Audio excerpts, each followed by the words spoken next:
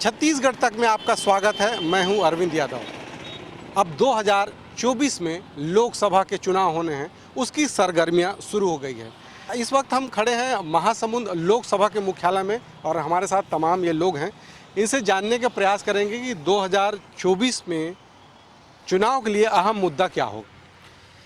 देखिए ये लोकसभा 24 के चुनाव में सबसे बड़ा मुद्दा ये है मोदी जी की जो कार्यशैली है और जो पूरे विश्व में राममय हुआ है, ये बड़ी मुद्दा है। और मोदी जी ने जो कार्य किए हैं, ये सबसे बड़ा अहम मुद्दा है। लोगों के घरों में घर का जो आवाज़ दिए, गरीबों को स्वच्छ पानी गांव-गांव में जो दिए हैं, ये अहम मुद्दे रहेंगे।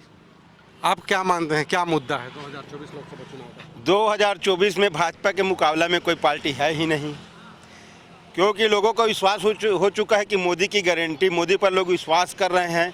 मोदी बोलते नहीं, करने वाली सरकार है। मोदी की सरकार में आप देख लीजिए, हर जगह विकास हुआ है, हर जगह चमचमाती सड़कें मिलेंगी। पहले जो कांग्रेस के शासन में हमारे देश में सर पर बिजली था, उसके बावजूद भी रेलवे का इलेक्ट्रिफिकेशन नहीं हो पाया। आज 80% हो चुका है। हम लोग 100% की ओर है रेलवे इलेक्ट्रिफिकेशन से। इससे हमारे देश में अर्थव्यवस्था मजबूत होगी, राजस्व की बचत होगी, क्योंकि बिजली में खर्चे कम है और डीजल में खर्चे अधिक है। और जो गरीबों का जो हित में काम करने वाली सरकार है वो भाजपा है। आप लोगों को मालूम होगा, कांग्रेस वाले लोग घोषणा करने के बाद पूरा नहीं करती, और भाजपा में ऐसे सरकार है जो बिना घोषणा करके पूरा करने वाली, चाहे वो उज्ज्वला योजना हो, चाहे वो घर घर शौचालय योजना हो, ऐसे विभिन्न योजनाएं हैं। और मोदी की जो सरकार है, भाजपा की जो सरकार है, वो गरीबों के हित में सोचने वाली सरकार है। और इसलिए भाजपा के मुकाबले में कोई पार्टी है ही नहीं, और निश्चित ही 2024 में भाजपा की सरकार बनेगी। आपको क्या लगता है 2024 में क्या मुद्दे होंगे? अब 11 की 11 सीटें लगभग लोकसभा की यहाँ पे आएगी। पहले 9 सीटें थी, अब 11 की 11 आएगी। पूरे देश में हिंदूमय हो चुका है और हिंदुत्व का ही झंडा और पताका फहराया जाएगा और भाजपा बहुत आगे बढ़ेगी। आप बताइए कि क्या मुद्दे होंगे। जैसा कि इन्होंने कहा कि 9 सीटें थी और कांग्रेस की 2 सीटें थी, तो इसको आगे बढ़ाने की कोशिश करेंगे। और हमारा कितनी सीटें आगे बढ़ेंगी? हमारे कांग्रेस का ही सीटें आगे बढ़ेंगी, ऐसा कोशिश रहेगा। और हमारा जो स्टैंड है वो 2024 के जो चुनाव हैं, उसमें हम अपना परफॉर्मेंस सुधारने की कोशिश करेंगे। पिछले चुनाव में जो हमारा जो परफॉर्मेंस रहा था, मुद्दों की राजनीति करके, हमारे जनसंपर्क अभियान को आगे बढ़ा करके हम कोशिश करेंगे कि हमारा जो परफॉर्मेंस है वो 2024 के चुनाव में अच्छा सुधरे। और भी जो गठबंधन हमने किए हैं, उससे हमारा राजनीतिक जो प्रभाव है वो पब्लिक के बीच में अच्छा जाए, ये हम कोशिश करेंगे इस बार। आपका क्या मानना है, क्या मुद्दे रहेंगे लोकसभा चुनाव में 2024 में? भाई लोकसभा में तो बीजेपी ही की सरकार बनेगी, और इसमें आज पूरा देश जो है मोदीमय हो गया है, क्योंकि मोदी के आने से हमारे देश में भारत की मुद्रा का मांग बढ़ा है। पहले जो है अमेरिकन डॉलर चलता था, आज जो है भारत करेंसी भी कई देशों मांग कर रहे हैं इसका। और मोदी जी के आने से आज जब हमारा देश सब 2047 का हो जाएगा तो पूरे 100 वर्ष का हो जाएगा। और आज के देशवासी हमारे भारत को विश्व गुरु के रूप में देख रहे हैं मोदी के आने से। यानी हमारे आने वाले समय में जब हमारा 2047 होगा तो हमारा देश जो है विश्व गुरु के रूप में पूरे देश में जो है वो विश्व गुरु कहलाएगा। इस रूप से देख रहे हैं। देखिए, अगर महासमुंद लोकसभा की बात करें तो महासमुंद लोकसभा में कांग्रेस और बीजेपी का सीधा टक्कर होता है, तो क्या तीसरी जो पार्टी है, चाहे आम आदमी पार्टी हो या अजीत जोगी ये छजगा हो, तो क्या ये खेल बिगाड़ सकती है? अब यहाँ पे तो देखिए कोई तीसरी पार्टी है ही नहीं है। और इस बार जो है पूरे देश में 400 सीट से पार हो जाएंगी। मोदी जी की सरकार रहेगा, मोदी जी की सरकार में 400 सीट के पार इस बार।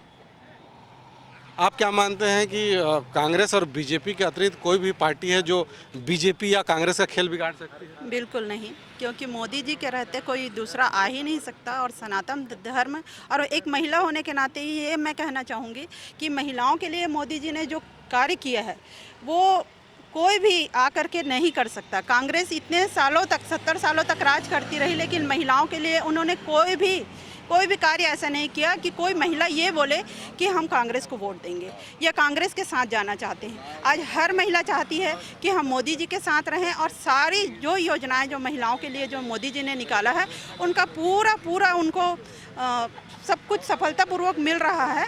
सारा योजनाओं का उज्ज्वला योजना हो गया या 33% आरक्षण हो गया। मोदी जी के कार्यकाल में इतना ज़्यादा महिलाओं के लिए सुरक्षा और स्वास्थ्य का व्यवस्था किया गया है कि मोदी जी के अलावा कोई दूसरा सोचना नहीं चाहेंगे। इसलिए हर जगह से, हर ही क्षेत्र से, हर राज्य से महिलाएं जो हैं वो मोदी जी के तरफ जाना चाहती हैं। किसकी जो दावेदारी हो मजबूत मान सकते हैं पार्टी के? भाई देखिए, लोकसभा में ऐसा है कि भारतीय जनता पार्टी जिनको दे वही रहेगा भारतीय जनता पार्टी के प्रत्याशी। क्या मानते हैं कि किसकी दावेदारी मजबूत है बीजेपी में? भारतीय जनता पार्टी में ये कार्यकर्ता आधारित पार्टी है। भारतीय जनता पार्टी जिसको टिकट देगी उसकी जीत सुनिश्चित है, क्योंकि सबको विश्वास लगने लग गया है। भाजपा ऐसी पार्टी है जो काम करने वाली पार्टी है। आपने देखा होगा कांग्रेस ने झूठे घोषणा करके भूपेश बघेल सरकार बनी थी, उसके तुरंत बाद कांग्रेस को 9-2-11 कर दिया और भाजपा में यहाँ पे सांसद 9 दिए और कांग्रेस को 2 करके रखे, क्योंकि अब कांग्रेस के बात में आने वाली नहीं है और भाजपा के ऊपर पूरे विश्वास के साथ जनता इस समय कमर कस ली है और भारतीय जनता पार्टी में किसी प्रत्याशी बना जाएगा उसका जीत सुनिश्चित है। आपका क्या मानते हैं? देखिए, कुछ लोगों का कहना है कि भारतीय जनता पार्टी में किसी को भी अगर उम्मीदवार बनाते हैं उसकी जीत सुनिश्चित है, तो आपका क्या कहना है? नहीं, ऐसा नहीं होता है। अब तो कांग्रेस पार्टी के पास भी बड़े बड़े नेता हैं, अच्छे नेता हैं, कद्दावर लोग हैं और जमीनी स्तर के नेता हैं। उनका भी जो वोट बैंक है वो बहुत काफ़ी तगड़ा है। ऐसा नहीं कह सकते कि केवल बीजेपी का ही एक तरफा वोट आने वाला है। कांग्रेस में भी इस बार तो बड़ी टक्कर अच्छी होने वाली है। मैं तो यही कहूँगा कि भाजपा को तो सावधान हो जाना चाहिए और कांग्रेस जो है बड़े मजबूती से इस बार चुनाव लड़ने वाली है। क्या तीसरी पार्टी यहाँ जो कांग्रेस और भाजपा का खेल है उसको बिगाड़ सकती है? तीसरी पार्टी का तो रोल फिलहाल हमारा छत्तीसगढ़ में तो नहीं दिखता है, लेकिन हाँ हो सकता है कि दूसरे किसी अन्य लोकसभा क्षेत्र में या दूसरे राज्यों में उसका प्रभाव अच्छा हो सकता है, लेकिन हमारा तो यहाँ पर वैसा तीसरी पार्टी का प्रभाव अभी नहीं है। क्या आपको लगता है कि तीसरी पार्टी बीजेपी खेल बिगाड़ सकती है? नहीं, ऐसा कुछ नहीं लगता। हम लोग के यहाँ कोई तीसरी पार्टी तो है ही नहीं है। किसी भी पार्टी का कोई वजूद नहीं है। कई पार्टियां हैं, अजीत जोगी जी भी आए थे यहाँ, उनका भी कुछ नहीं रहा। और ये जो है आम आदमी पार्टी भी आया, आपने देख लिया विधानसभा में अपना परफॉर्मेंस 0% सन्नाटा था। इसलिए जो है अब मैं समझता हूँ कि तीसरी पार्टी का कोई रोल नहीं है।